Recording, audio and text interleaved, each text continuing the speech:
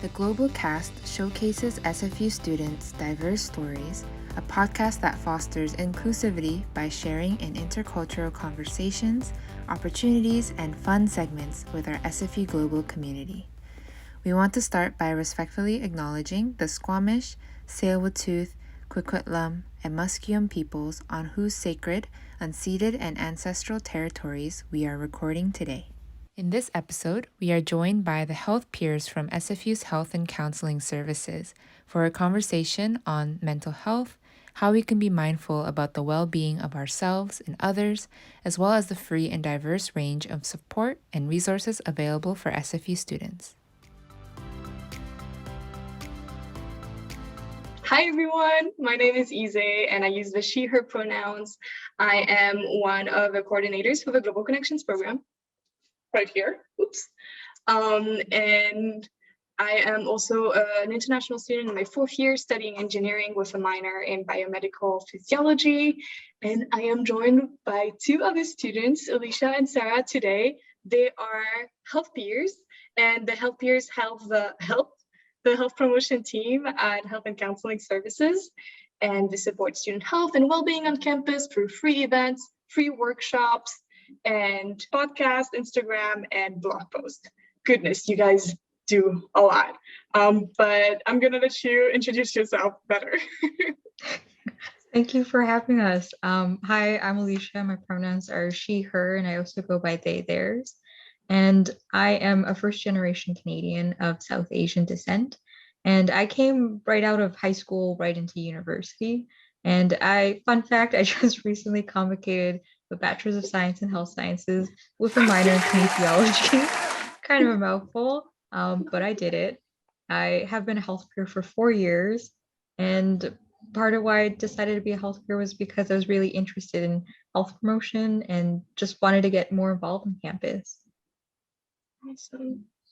Thank you so much for having me too. So excited to be here with you today. My name is Sarah and my pronouns are she, her, and I am also a first generation domestic Canadian student who came to SFU right after graduating high school.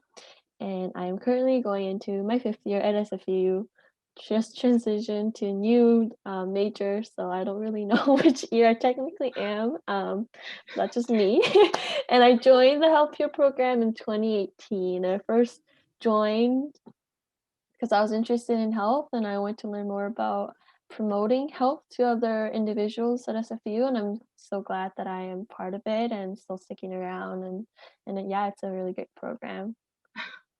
I'm so glad to have you guys on the GlobalCast. It's awesome to be able to talk about mental health and taboos around it, especially coming here from an international high school and being completely new to BC. I had to adjust to the culture here, and it was just very overwhelming, and I had to create a whole new support system, and I'm sure a lot of our international students probably had to go through the same thing as I did coming into SFU. And so to have this conversation is really awesome, and I really hope that we help new students coming into SFU, or even like returning students coming to SFU, to have an easier time accessing resources and talking about their mental health. And honestly, at first, I thought that health and counseling was only about accessing doctors and counselors for free. And I was not aware of all the resources that are available, but there's so many and all for free. So can you just maybe run down some of them so people are a little bit more aware of what you guys do? Yeah, so a few of some really awesome support groups and drop-in programs that we have. One of them is Meet, Eat, and Greet. That's specifically for international students, and it's run by the amazing Ricky, who is the international students case manager. The Meet, Eat, and Greet programs are a really great place just to meet and talk and eat and do. They also do arts and crafts there too, so it's always a fun time. Some other support groups is the South Asian Diaspora Healing Space that's going to be restarting in the fall. And it's just a nice place to kind of bond with people with the shared cultural background as you. And we're going to have a new support group for Black, Indigenous, and people of color that's going to be also starting up in the fall. And it's going to be fun, interactive activities just to learn more about mental health and talk about those things. So these are just a few. There's a whole lot more that you can check out on our website too. Yes, the website's gonna be in the description. Awesome. So we're talking a lot about student support and reaching out for help when it comes to mental health. And I feel like for me growing up, mental health wasn't really talked about. So maybe it would be best to have a moment to kind of define what mental health is. Yeah, I grew up in a family that immigrated from India, so mental health wasn't something that was talked about. And it was something that my parents had no idea how to navigate and talk about too. So a quick kind of rundown and summary of what mental health is. Mental health refers to our thoughts, our feelings, and behaviors. And it's very different than mental illness. We all have mental health, but we may not all have mental illness. And in fact, 1 in 5 will experience a mental illness in a given year, but we all experience changes in our mental health because mental health lies on a spectrum. Some days we wake up and we're just feeling great. It's like we're in a fairy tale and birds are singing and everything's just amazing. And then sometimes you have 3 finals back to back and you are very stressed. And that's just one example. And you could also be struggling, you could be shutting down, and you could be in a very bad space. So our mental health really fluctuates. You could be having good or bad days, and sometimes in one day you could have a whole kind of series of emotions. And mental illness is also a spectrum too. You could have a mental illness, but you can also still have good mental health.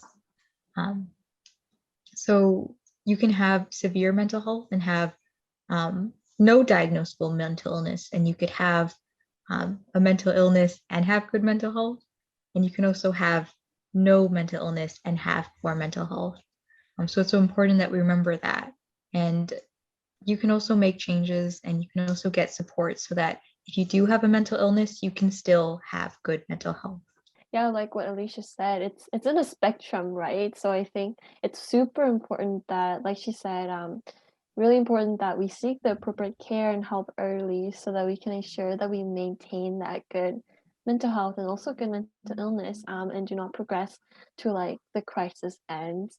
And so that we can do this by doing some self-reflection and identifying what our telltale signs are when we're struggling or when we're anxious or stressed out.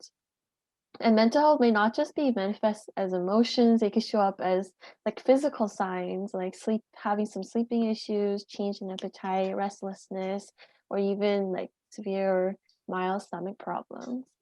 Definitely nausea. That's a big telltale sign for me. It's usually connected to my stress. But the thing is that you wake up, you're stressed, you have nausea, and usually when I have nausea, I just can't really eat anything and I'm not feeling hungry. And then at the end of the day, I'm just like super weak, which makes me even more stressed. And it's a very much of a vicious cycle. And because mental health is not really talked about when I was younger, I just never knew. Like I was just like, oh, it's nausea. I guess I didn't eat very well the day before. And then I would just treat, I guess, the symptom of stress rather than the stress itself. I don't know. Do you guys have also like any telltale signs? I definitely do. I think I don't know. I just start to feel very confined and I cannot really stay still. Like I start moving around, and then if it gets like worse, I start to feel like I'm having like, like maybe just like hard time breathing or just catching my breath is a little difficult at times, things like that. Or if it's at night, I definitely do have trouble sleeping, which sucks because, when you're tired, everything just gets worse. So it kind of becomes like a cycle of just negative things, and it's hard to, pick up yourself again and move towards like a more positive direction sometimes. That's why seeking support is really important. I know for me, I fidget a lot. Like, I don't know, when I'm stressed, I feel like I can't stop moving and my brain can't stop thinking. I feel like every time I go to bed, there's like a million thoughts, and it's like, you're going to forget this, you're going to forget that. Oh, you have to do this, you have to do that. Or I'll can't stop thinking about this event that did happen, and I'll be like, why did I do that? And there's just regret keeps me up at night. And then because of all this, I'm just so tired, which doesn't really help because I'm stressed, I'm moving a lot, and I'm not sleeping. Also, I feel like as students, we are constantly comparing ourselves to others and how other students may have it worse than us or they're doing more than us. And it's just important to remember that we all have our own limits and we all get stressed and we all maybe like one day you're doing a million things and then another day, if you try to do that, you won't be able to. So just remembering that you have your own ruler and that we have our own kind of unique rulers too, because sometimes you have your off days too. And it's important to be mindful of that and be kind to yourself. So don't be too hard on yourself if you're having an off day. And if you're not doing as much as other people, make sure you're seeking help when you need to, and not seeking help when other people seek help. You're keeping yourself accountable, doing what's good for you. I love that, and I honestly like totally agree, and I love your analogy of like the ruler. I think that really helps me to understand like about that limit that everyone has, and it's a little different for everyone, right? And honestly, even if it is something that you can cope with, like you're doing a lot and it's something that you are able to do, it still really is important that you take the needed break that your body and your mind deserve so that you don't burn out in the end, even if it feels like it's okay right now at this moment. And I feel like our society, it's always, like applauding those who just keep going without taking a break. They're always saying, you're doing a great job and people look up to you and things like that. But that's never, the most healthy thing to do. Like I said, taking a break is really important. So, and it can really rejuvenate us to finish off our race strong instead of, like struggling to get to the end, end of the race. I think that it's really, really, really, really about what works for you. Like there is a lot of resources, and I know that it's not necessarily super obvious at first, and that a lot of culture is more about you looking for and finding those resources rather than them just like popping up in front of you. But I really encourage everybody to look for those resources when you're feeling well, so that whenever you feel a little bit of stress, a little bit of overwhelming, just not feeling at your best, you already know where they are and you're able to access them easily. Something that I also want to talk about is Canadian cultural context, which is a low context culture. Culture is actually, because there's a lot of cultures within Canada that do abide to that low context description. And low context means that everything that you say, you mean. It's a very direct communication style. And that does play out a lot more in the healthcare system. But I know most health authorities in BC, they're moving towards patient-centered care, which means that they want to have conversations and they want to make treatment plans with their patients. And so if you're not used to asking questions to physicians, because they're intimidating, they went to school for a whole lot of years, they're really smart, but they're not an expert on you. You're the expert on you. So make sure, don't be afraid to have that conversation. Remember, you're the expert of you. You know what works for you. So don't be a passive bystander to your care. You're allowed to have those conversations and challenge them if something's not working. I love that. And also another thing you could do is if it is feel like it's too much to, actually seek a doctor to discuss your condition, you can always start with lower barrier resources that are offered to SFU students too.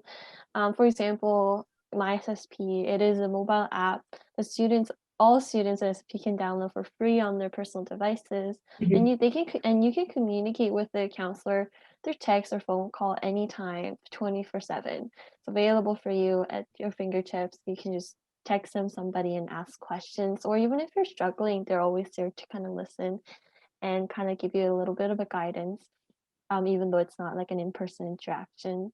And also like we mentioned earlier today, Ricky, our case manager, is great. He's always there to support all international students. If you're struggling, if you just have any questions, he's there for you, and he will be able to help you, or at least be there to listen to what you have to say. That's always really, really helpful too, and super supportive. And also, we mentioned about like Meet, Greet, and Eat, which is available for international students, as well as the South Asian Diaspora Healing Space and future BIPOC support groups that will be happening in the fall. Those are all places, I guess necessarily you might not be able to ask specific medical questions, but they are there to support you. And these students are kind of dealing with the same situation, struggling with the same issues. So you might be able to connect with that as well, and that might help you out too. I think especially when it comes to mental health, I feel like when it comes to this physical health, a lot of people are able to relate to one another really fast. But with mental health, like I think it's been so reinforced that everybody has their own struggle. No, you don't really talk about it. But when you actually have that conversation, like Alicia was saying, and when you actually reach out to the resources that Sarah mentioned, you realize that a lot of the struggles that you're going through, a lot of other people are going through it. And chances are they might have something that works for them and might not work for you, but they also might have something that works for them that also works wonderfully for you. And so the more we talk about it and the more we're true to how we're feeling inside in terms of our emotions, in terms of our health, I think the more we're better off. I think that also ties into us coming back in person in fall, because we really need to open this conversation and to just be able to talk about our comfort levels and all. And I was also wondering if you guys have any anxieties about fall 2021. Yeah, for me personally, I'm worried about being overwhelmed. I barely stepped out of my house during the pandemic. And like if I did, it felt like a whole day activity because I'd just be so tired after. Even grocery shopping was sometimes a lot. And I know even now, even though I'm double vaxxed, I still am worried about hanging out with my friends now with all the variants out there. So returning back to school, I know I was this person who did a lot of things before COVID, and now during COVID, I'm different. So just making sure that I remember that this is a new normal. We're not going back to what we used to be. And I'm a different person. I have new limits now. And that doesn't mean I might not be the same as I was before, but just trying to be patient with myself and respect my own personal boundaries and not push myself to go out of my comfort zone too soon. I'm just finding my old rhythm, my new rhythm, I mean. Yeah. Yeah. What about you? I think for me too, I am definitely a bit anxious, I think when I think about SFU, I always think about like the break time in between classes and everyone's just packed in that hallway in AQ, and I cannot picture myself being in the middle of that crowd. I think I would feel very overwhelmed. But I think with whatever interactions that I do encounter in the fall in person, I think it's super important, like Alicia mentioned, that I respect my own boundaries. I shouldn't have to force myself to expand my boundaries just because of other people and they seem to have different boundaries. And it's also important to reciprocate that for whoever that I am interacting with. So I think for sure I will be mindful of other people's boundaries and always ask that first before I approach them too closely, just so that there is that mutual agreement and also that safe space in between folks moving forward. Yeah, it's important to reciprocate, like Sarah was saying, and I really hope that you also find the strength to be like, hey, please stand like an arm's length away from me. Hi, I would prefer if you wore your mask when you're talking to me. Talking a little bit more about boundaries and how that is very much related to self-care. And since we are talking about mental health, what do you personally do that's self-care? Well, for me, I like to write. I write poems and I write short stories a lot. And sometimes when I'm really stressed and I have like a million thoughts in my head, sometimes putting it down and actually writing it helps empty my head a bit. And then I can also kind of see the different thought patterns. And sometimes when you read something, you're like, that sounds absolutely garbage. That's insane. Why am I thinking like that? And it helps me spot those troubling patterns in my thoughts when Sometimes I am really stressed and I'm not thinking clearly. And I also have my go-to people. I like to rant to people. And I know Sarah probably has gotten rant texts from me when I'm like stressed or I'm just like, what's happening? Um, so having those people that you feel comfortable sharing with and having those rant sessions with is so important. And I also like to really bake. I don't know, there's something about like getting rid of all your nervous energy. It's something that's productive kind of, and you get a treat. You get to treat yourself. Um, yeah, that's what I do. I think for me, first of all, I just search stress relief sounds on YouTube, and usually it's like either like waves from the ocean sound or like nature sound, something like that with some piano in the background. I just listen to that for like a good 10 minutes, just close my eyes, sort of like in a meditative state. And it's really nice, I think, because when I'm stressed, my mind is just going, and it's like listening to that music and just closing my eyes. It's like a really effective way to just kind of stop everything. And once I stop my thought process for a good 10 minutes and come back to it, everything's just a little more clear. So that's really effective. Another thing is I don't typically write too much, but I love talking. So similar to Alicia, I rant. She heard me rant too a lot, and like my parents have heard me rant. They are tired of it very often.